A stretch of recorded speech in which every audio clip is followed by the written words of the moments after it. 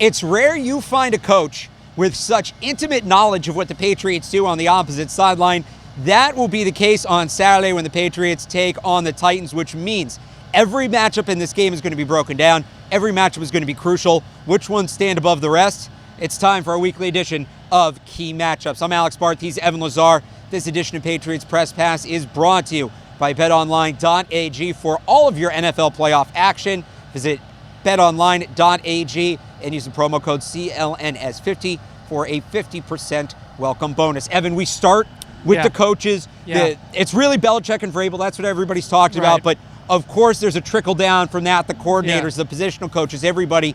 Coaching on Saturday is going to be key. Right. Well, I think the biggest thing for me from a Patriots standpoint, there's two things actually. One is let's get away from some of the tendencies that we did on the regular season from the defensive side of the ball and throw some new wrinkles on tape against the Tennessee Titans, because I broke it down in my film review this week about how the Miami Dolphins and some other teams, so in the back half of the schedule here, have kind of figured out this Patriots defense a little bit, figured out some of their tendencies and ways to beat them, especially with those cover zero blitzes and things of that nature have really been exposed for the last month or so, dating back to that Houston game. So a few new wrinkles. What does Bill Belichick have up his sleeve that can give the Titans something that they're not expecting? That also goes hand in hand with what you just said. A lot of players this week, I was surprised. A lot of players this week acknowledged the fact that playing former Belichick assistants or former Patriots, with Mike Vrabel's case, and also Dean Pease, the defensive coordinator of Tennessee, former Patriots defensive coordinator.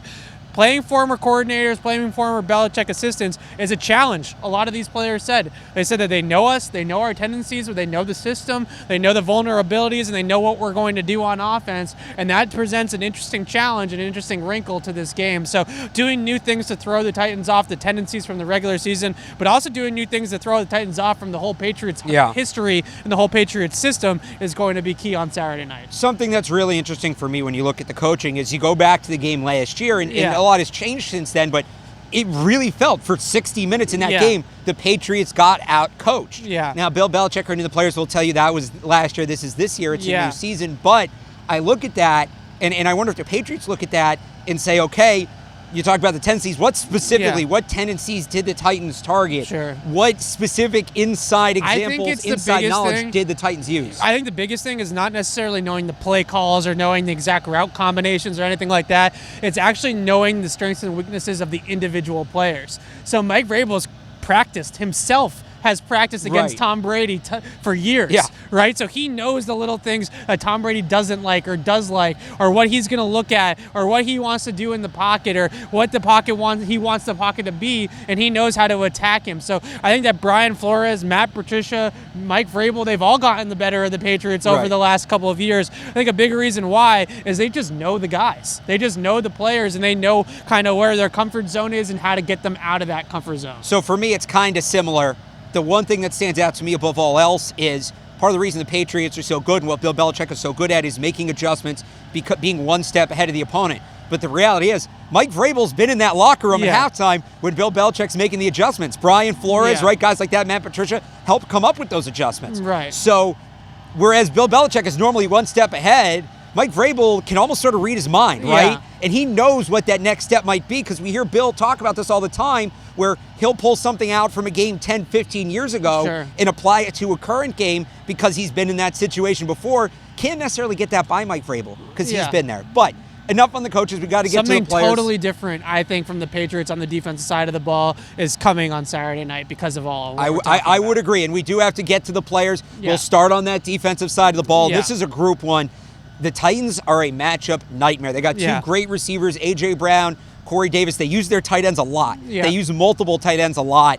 How do the Patriots line up against this Titans offense in the secondary? Well, when I look at this Titans offense, I actually think A.J. Brown's the best receiver in the Titans offense. I think he's already passed Corey Davis. I would agree. Jonnu Smith is a nice tight end, but I don't think that he's in that category quite yet. So if you ask me, I think that Stephon Gilmore, even though he had trouble with Corey Davis last year, should be asked to take Corey Davis pretty much on an island like he does every week with Devontae Parker, whoever the top receiver is on the other team that they decide.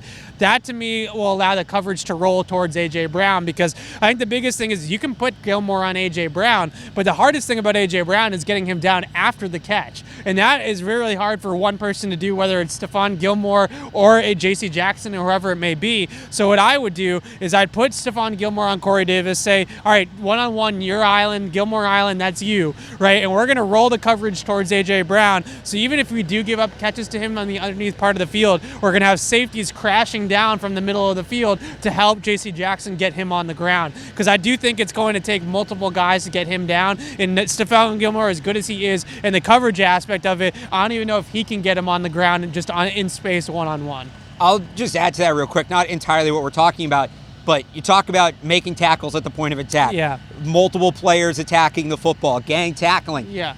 They got some big guys out there. This Titans offense has a lot of size. A.J. Brown, chief among them, Jonnu Smith, like you mentioned, and Derrick Henry. That, to me, however they line up. Yeah. The Patriots have to gang tackle the Titans, and you need textbook tackling. Yeah. You need fundamental tackling, because these guys, what they want to do after they catch the ball, everybody, the wide receivers, the tight ends, the running backs, even the quarterback at times, they want to put their shoulder down and run through you. That's what they want to do. So the Patriots defense has to tackle. They have to meet the Titans and win at the point of attack. Leverage is a huge word in this game. Low man wins. Leverage is a huge word in this game, and it's not just in terms of low man and tackle technique. It's also in terms of the angles that you take towards the ball carriers, and also knowing your leverage and knowing where your help is and wanting to funnel them back into the middle of the field where your numbers are. So using the sideline can be helpful in certain situations if you're already on the sideline, but when you catch that ball like right outside the numbers or right on the numbers, you're going to want to know where your help is and where all those bodies are, your defense, and really push those guys back towards the middle of the field so that you can gang tackle them. Right. If you try to get in the alley in space one-on-one against a lot of these guys, they're going to run through you, they're going to run around you, and it's going to go for big gains. And I'll tell you this about the angles. Somebody who's watched a lot of Derrick Henry over the years. Yeah. You can't come up from him on the side as one person, because he wants to take that arm, put it out, and throw you off. He's looking for every chance to do that. That's going to be the name of the game. On the other side of the ball, a guy who has mastered angles and has made a career off of taking the right angle on the field, that is Patriots wide receiver Julian Edelman. He will have a tough task, though. We've talked about familiarity a number of times throughout this week. It's not just Mike Vrabel, it's Logan Ryan, a guy he practiced against quite a bit when Ryan was in New England. Yeah, so Logan Ryan's actually had a little bit of a rough year. The tape is better than the numbers suggest. His passer rating against into his coverage right now is almost 100. You know, teams are throwing on him, but he is going out there and he's facing a lot of number one receivers because that secondary has been pretty banged up. No Malcolm Butler, Adoree Jackson's been out for about a month. So Logan Ryan, a couple weeks ago, it was Logan Ryan versus Michael Thomas. That did not end well for Logan Ryan. The week before that, it was Logan Ryan versus DeAndre Hopkins. I think we know how that ended for Logan Ryan. So these are tough matchups, but with Julian Edelman, it's right back to what we talked off the top. There's familiarity there, and he's going to understand the types of routes that Edelman's going to want to run, his route tree, what he's going to look at from different angles, what he's going to do to kind of set defensive backs up as well as he does.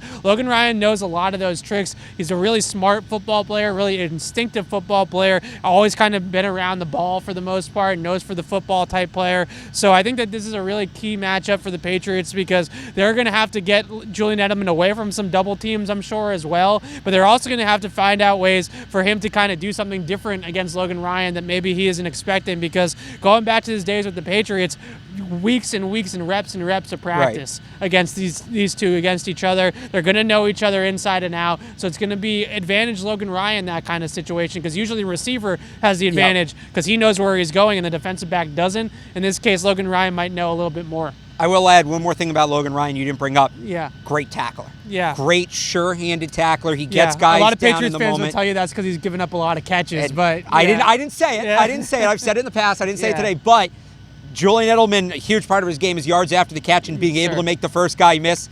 That's not going to come as easy as it usually does against Logan Ryan. Yeah, it's going to be a really interesting matchup, I think, to see what do the Patriots do to get Edelman away from some of those doubles. And if it is Logan Ryan, does Julian Edelman have some tricks up his own sleeve, some different routes, some different breaks, some different releases? What is he going to do to kind of throw Logan Ryan off his game? We will see. Of course, we just talked a lot. This is one of the longest videos we've ever done. Yeah. All three today. Yeah, I think they've all been pretty good. You can check out all of our coverage. It is. You can check out all of our coverage leading up to the game on CLNSmedia.com and on Twitter at PatriotsCLNS. And of course, we will have you covered up to and throughout the Patriots wild card game on Saturday, same spots. Make sure you check it all out. This edition of Patriots Press Pass is brought to you by BetOnline.ag. Visit their website, use the promo code CLNS50 for a 50% welcome bonus. With Patriots Pass from Gillette Stadium, for Evan Lazar, I'm Alex Barth. Thanks for watching.